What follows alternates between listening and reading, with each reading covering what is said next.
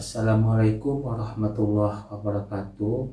Perkenalkan, nama saya Rizky Fauzi Eskom Mkom, dosen Sistem Informasi Fakultas Teknik Universitas Nahdlatul Ulama Sumatera Barat,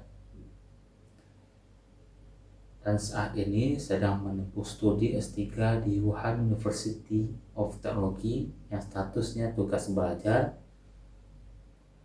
serta hari ini saya membuat sebuah video pembelajaran untuk memenuhi sertifikasi dosen 2025.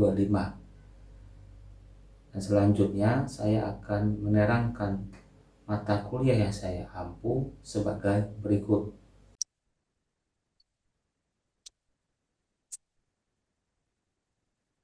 Mata kuliah yang akan saya ajarkan pada semester 3 ini yaitu analisis dan desain sistem 1 yang kreditnya 3 SKS. Capaian pembelajaran mata kuliah yang saya harapkan pada materi ini yaitu mampu merancang, menerapkan, dan mengembangkan produk dan prototipe berbasis teknologi yang berorientasi objek dan database dari data dan informasi, rekayasa perangkat lunak secara mandiri, bermutu, dan terukur sesuai dengan kebutuhan user, serta mempresentasikannya dengan sikap bertanggung jawab. Materi pembelajaran terdiri dari satu pengertian sistem dan analisis sistem, rinciannya, kedua siklus hidup sistem dan metodologi siklus hidup sistem, yang ketiga perancangan secara umum yaitu data flow diagram, yang keempat perancangan output dan input dari sistem tersebut, yang kelima perancangan database mencakup ERD, DFD, dan normalization. Keenam, perancangan yaitu konsep object oriented dan pengenalan UML.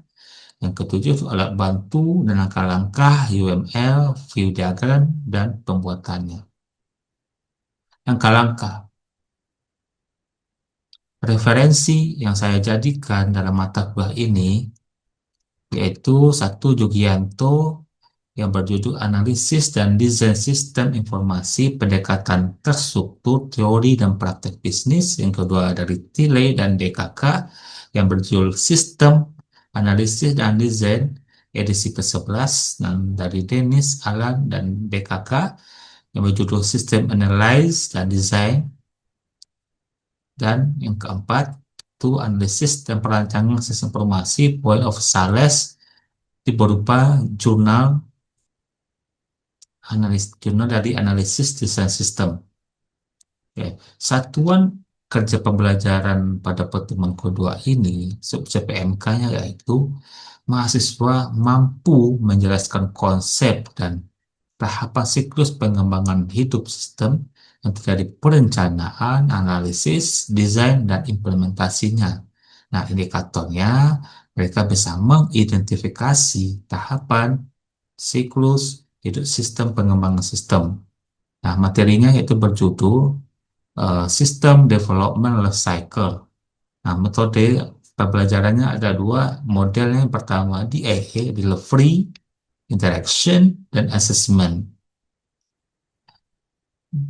Kedua, metodenya itu sinkronus. Pembelajaran saat ini itu lewat Zoom. Learningnya, sedangkan interaksinya nanti kita akan memakai yang namanya quiz berupa Google Form, dan assessment untuk berupa penilaian setiap diskusi dari tiap-tiap mahasiswa. Ya. Komponen penilaian. Komponen penilaian dari mata kuliah ini, pertama ada penilaian secara kognitif, ada tugas secara individu dan kelompok, UTS 30%, UAS 40%, dan kedua penilaian keterampilan kinerja yang terukur, umum dan khusus 20%, ketiga penilaian sikap dan kehadiran juga soft skill 10%, jadi totalnya 100%. Baik, kita lanjut. Interaksi pembelajaran lewat Zoom antara dosen dan mahasiswa. Terima kasih. Oke, kita mulai. Assalamualaikum warahmatullahi wabarakatuh. Waalaikumsalam Waalaikumsalam warahmatullahi warahmatullahi wabarakatuh. wabarakatuh. Baik, terima kasih kepada mahasiswa, Bapak, anak-anak mahasiswa Prodi Sistem Informasi, Fakultas Teknik, Universitas Nahdlatul Ulama Sumatera Barat, yang telah berkenan hadir pada hari ini pada mata kuliah yaitu analisis dan sistem satu yang merupakan mata kuliah yang sebelumnya yaitu mata kuliah struktur dan basis data yang wajib dipelajari terlebih dahulu. Nah, ini kelanjutan dari untuk pertemuan kedua, di mana pertemuan awalnya yaitu pertemuan tentang apa itu analisis dan pengertian dari desain. Nah, sebelum Pak mulai pembelajaran eh, hari ini, Bapak mau kasih dulu sebuah persepsi kepada mahasiswa yang bisa memberikan pendapatnya tentang pembelajaran hari ini, yaitu sistem software development life cycle. Nah, siapa di sini yang bisa memberikan gambaran atau pendapat dari urutan yang Bapak sudah berikan, keterangan-keterangannya, urutan yang paling awal untuk membuat sebuah siklus hidup sistem atau Izin menjawab, Pak. oke, silakan Aji ya, silakan Aji. Ya, Pak. Dari mana dulu mulainya sistem dari life cycle ini? Software development life cycle. Yang pertama itu ada planning atau perencanaan. Ya, Tahap awal untuk merencanakan proyek yang termasuk tujuan, anggaran, waktu, dan tim yang dibutuhkan. oke. Ya, berarti planning dulu ya. Ada yang pendapat Ya, yang lain? Pak. Silakan. Terima kasih, Haji. Ya, Pak. Yang lain? Eh, apa Pak? Nova Pak. Oke, Yang silakan kedua Nova. yaitu yang kedua yaitu analisis Pak atau analisis di bahasa Inggrisnya analisis yaitu mengumpulkan dan menganalisis data untuk memahami kebutuhan sistem Pak. Oke, terus yang ada yang lain? Terima kasih Nova. Yang ketiga, prosesnya, urutan yang benarnya. Ada yang ketiga? Jawab, Pak. Silakan Bayu. Urutan yang pertama yaitu planning, perencanaan. Selanjutnya urutan yang kedua analisis sistem. Selanjutnya urutan ketiga perancangan atau desain. Terima kasih, Pak. Oke, terima kasih Bayu. Oke, udah tiga pertanyaan. Selanjutnya, ini persepsi sebelum mulai pembelajaran, belum masuk ke materi. Oke, close dulu.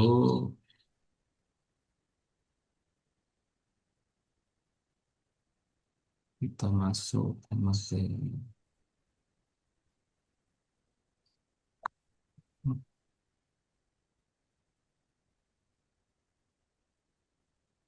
Oke, kita masuk ke materi. Terima kasih jawaban mahasiswa-mahasiswa Bapak tadi. Eh, Alhamdulillah jawabannya cukup memadai untuk menjawab alur dari sistem hidup sistem atau life cycle development. Ya, kita lanjut dulu pertemuan materinya. Pertama yaitu apa tujuan tujuan Bapak memberikan pertemuan kedua ini mengharapkan supaya mahasiswa Bapak memahami konsep dan tahapan siklus hidup sistem mulai dari perencanaan, terus analisis, desain dan implementasi sistem nanti. Jadi tujuannya nanti dari pembelajaran awal sampai akhir mengerti tentang tahapan ini dulu secara eh, gambaran kasarnya. Nanti kita bahas rincinya lebih detail. Oke, kita lanjut. Eh, Definisi dari development life cycle ini yaitu di mana kita ini membuat atau mengembangkan sistem informasi tujuan untuk apa? Untuk menyelesaikan masalah secara lebih efektif dan efisien. Nah, di mana ada juga pengertian lain, dia mengembangkan suatu perangkat lunak di mana ia nanti mengembangkan, memelihara, menggantikan dan menggantikan perangkat lunak tertentu yang berupa yang namanya software. Terus setelah dulu fungsinya apa gitu. Fungsi dari sistem ekonomi ini apa? Tentu pertanyaan sudah pengertian sudah fungsi itu apa? Tentu ada peranan gitu. Peranan tanggung jawab antara pengembang aplikasi, desainernya, pangsa pasarnya termasuk analisis bisnisnya dan manajer proyeknya gitu. Jadi ia memberikan gambaran input, proses, output yang jelas dari satu tahap ke tahap selanjutnya. Terus fase-fasenya ada 4. Sesuai yang tadi Bapak berikan gambarannya, ada gambar tadi. Pertama ada tahap perencanaan namanya sistem planning. Kedua ada tahap analisis, yaitu sistem analisis. Terus tahap desain, namanya desain sistem. Dan terakhir ada implementasi sistem atau sistem implementation. Nah, Pak terang dulu satu-satu ini materinya, yaitu tahap perencanaan dulu. Dimana kata perencanaan ini ibaratnya sebuah rumah. Ketika kita membangun sebuah rumah, tentu ada perencanaan dulu. Mana dulu membangun atau merancang? Tentu dulu merancang dulu. Nah, merancang inilah yang namanya perencanaan. Nah, Pak terang dulu apa itu tahap perencanaan. Tahap perencanaan itu tujuannya untuk mengidentifikasi dan memprioritaskan sistem informasi apa yang akan dikembangkan, mulai dari sasarannya, jangka waktu, dana yang tersedia, apa-apa yang akan dilaksanakan. Itu tahap perencanaan. Jadi, Pak ulang lagi, mulai dari identifikasi masalahnya apa, prioritaskan masalahnya apa, sasarannya apa, jangka waktu, dan dana yang tersedia, dan siapa yang akan melaksanakan. Itu tahap perencanaan. Nah, perencanaan penting karena satu untuk mengidentifikasi masalah secara lebih rinci. Yang kedua untuk mengarahkan untuk peningkatan kualitas yang lebih baik lagi dalam hal softwarenya. Ketiga untuk supaya tahu aliran informasi gimana. Nah, aliran yang akan dipakai dalam SLC ini biasanya pakai sistem waterfall seperti air terjun dari atas mengalir ke bawah. Nah, yang keempat ada lagi untuk memberikan dampak kepada teknologi komputer sendiri dalam organisasi maupun tenaga kerja yang nanti. Oke, yang kedua tahap analisis. Analisis berarti itu tahap di mana kita tuh mengambil sebuah keputusan dalam masalah itu apakah berfungsi yang baik atau tidak. Kedua, ruang lingkup pekerjaannya bisa diketahui. Terus sistem yang sedang jalan yang sebelum sudahnya bagaimana gitu. Itu analisis. Terus mencari solusinya juga. Oke, lanjut tahap desain. Tahap desain itu di mana kita akan membuat sebuah brainstorming, baik itu nanti dalam desain suatu aplikasi tentu kita buat dulu brainstormingnya apa. Brainstorming itu badannya kerangka penelitian seperti apa gitu, blueprintnya seperti apa gitu. Nanti dimulai lagi dengan gambaran eh, kasarnya yang namanya low fidelity atau rancangan prototipenya. Terus nanti ada lagi high fidelity gambaran aslinya seperti yang kita buat memakai yang namanya software sepertinya Figma yang kita pakai sekarang ini untuk proses desain. Nah, nanti ada juga nanti penuntun-penuntun atau guideline-nya untuk programmer dalam membuat aplikasi. Nah, tentu dalam membuat sebuah software itu ada 3 hal yang tidak bisa dipungkiri. Pertama ada hardware, ada data, ada brandware. Hardware itu berarti keras ya, berarti ada perangkat berupa softwarenya berupa sistem operasinya yang terpakai Windows. Lalu utilitasnya perangkat lainnya aplikasi. Kalau data otomatis mencakup struktur datanya, keamanan datanya, aman enggak dari tambang data yang banyak. Ada enggak prosedur-prosedur sistemnya atau buku petunjuknya dalam pengoperasian data nantinya. Yang ketiga, otomatis manusia dong, manusianya yang terlibat dalam pembuatan sebuah aplikasi nantinya berupa rancangan-rancangan yang telah dibuat baik secara secara low fidelity-nya rencana kasarnya maupun secara nyatanya gimana. Oke, terakhir ada tahap implementasi sistem, di mana tahap implementasi sistem ini ada 4 tahap. Menurut Raymond Mike Leod itu ada 4 pendekatan. Pertama, ada percontohan, di mana kita pakai sistem yang lama lebih dahulu sebelum memutuskan beralih ke sistem yang baru.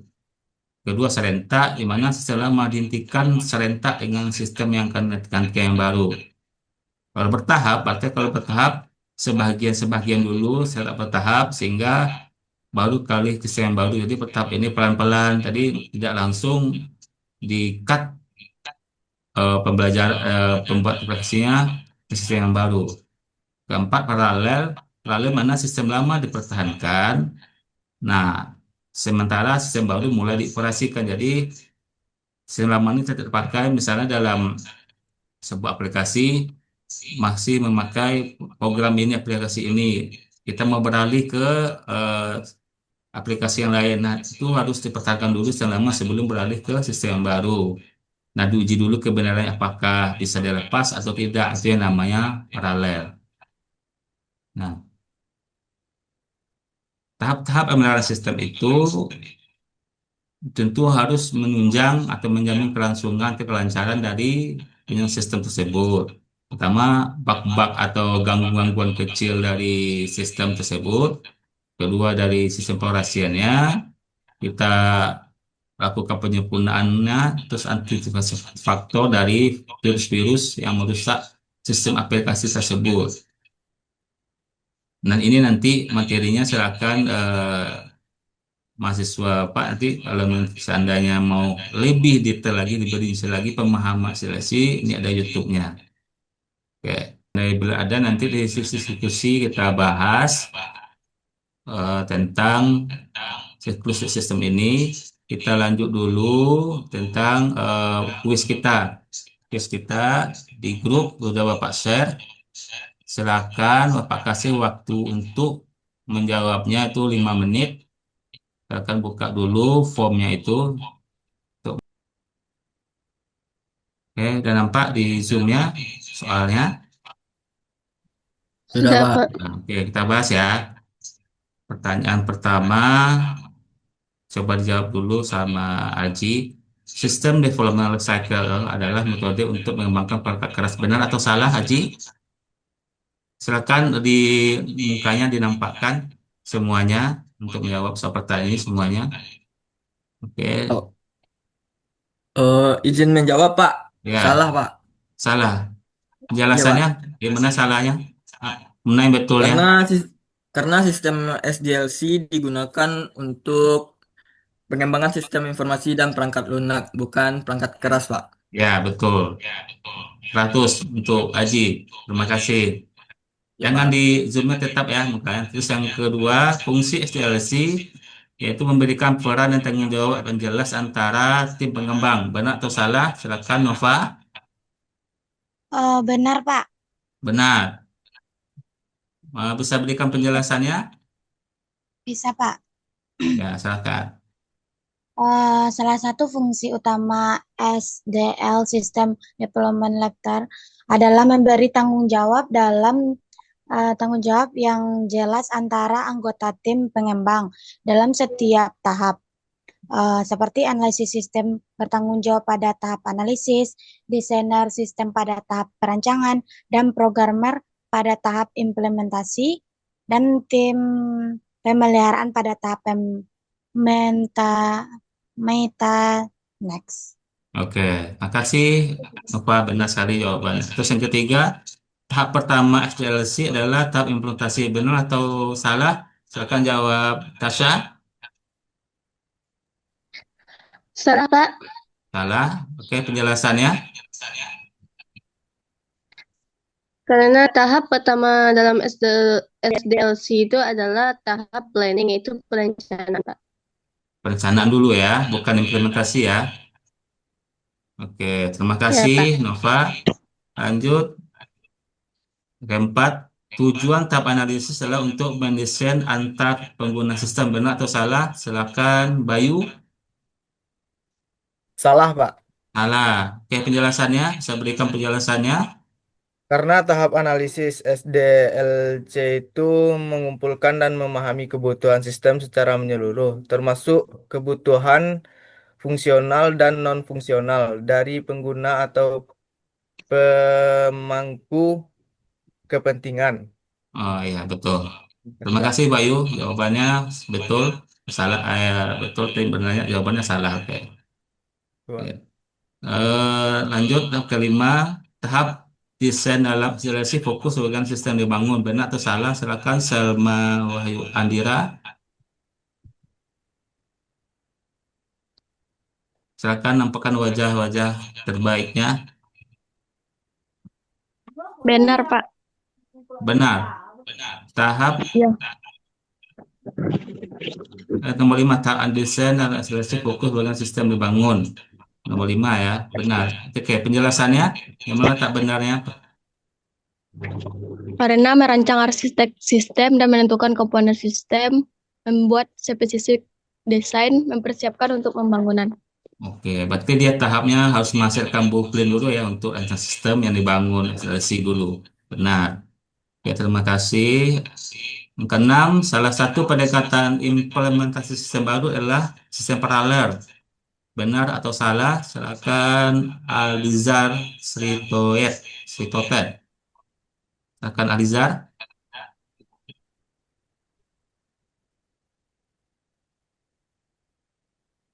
Yang nomor 6 Ya, nomor 6.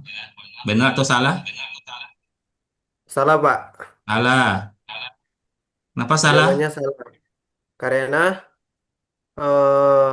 eh coba Hmm, pasang koreksi lagi. Benar atau salah? Sekali lagi. salah satu pendidikan implementasi Nah, sistem baru yang adalah tadi Pak sistem bank. terangkan di PPT-nya. Salah atau benar? Benar, Pak. Nah, oke. Kenapa?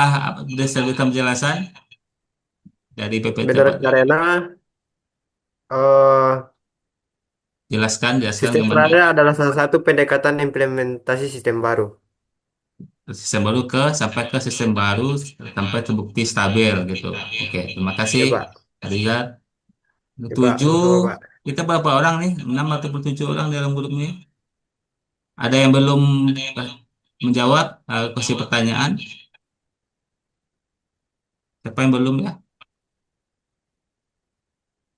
Sudah semuanya? Sudah. Sudah ya. Nggak ada lagi ya, nggak ada. Hmm. Oke, ini waktunya tinggal 2 menit lagi. Bapak sampaikan aja kesimpulannya untuk hari ini, untuk pembelajaran SDLC ini. Sebagai kesimpulan akhir pembelajaran hari ini yaitu tentang SDLC yang harus kita pahami. Kita ada 4 tahap ya, 4 tahap dalam sistem development life cycle. Pertama tahap perencanaan, nama sistem planning. Kedua tahap analisis. Yang ketiga tahap desain sistem. Dan keempat adalah tahap implementasi sistem. Sebenarnya masih ada lagi tahap di implementasi sistem ini, cabang-cabangnya. Nanti Pak kasih aja tugas di grup nantinya. Oke, sampai di sini ada mahasiswa yang bisa memberikan kesimpulan akhir juga sampai mana pemahamannya. Eh, Silakan Pak berikan kesempatan, boleh ya Bapak tunjuk satu mahasiswa yang bisa memberikan kesimpulannya berdasarkan apa yang dia pahami. Silakan saya tunjuk ya, Aji, silakan kesimpulan akhirnya yang dipahami dari pembelajaran hari ini. Kesimpulannya SDLC itu adalah panduan software langkah demi langkah untuk membuat software dari awal sampai selesai dan terus berawat setelah digunakan. Ya, betul. Itu kesimpulan dari Aji, Pak. Oke. Dari Bayu, silakan. Ini yang terakhir, yang kedua. Ini paham? Kesimpulan dari SD izin jawab, Pak. Ya. kesimpulan dari SDLC itu adalah kerangka kerja struktur yang digunakan untuk mengembangkan sistem informasi atau perangkat lunak secara sistem dan efisien. Sekian, terima kasih, Pak. Oke, baik. Terima kasih atas waktunya, kesempatannya kepada mahasiswa-mahasiswa SI atas pertemuan hari ini yang bersedia berkenan waktunya untuk hadir untuk pembelajaran hari ini. Untuk tugasnya udah Pak berikan tuh di grup. Nanti Pak share di grup untuk pertemuan selanjutnya. Terima kasih semuanya kepada mahasiswa Pak. Sampai jumpa di pertemuan selanjutnya. Sebelumnya Bapak silakan Pak foto dulu semuanya sebagai bukti pembelajaran hari ini, kehadiran hari ini. Silakan Pak tolong foto. Oke, 1, 2, 3.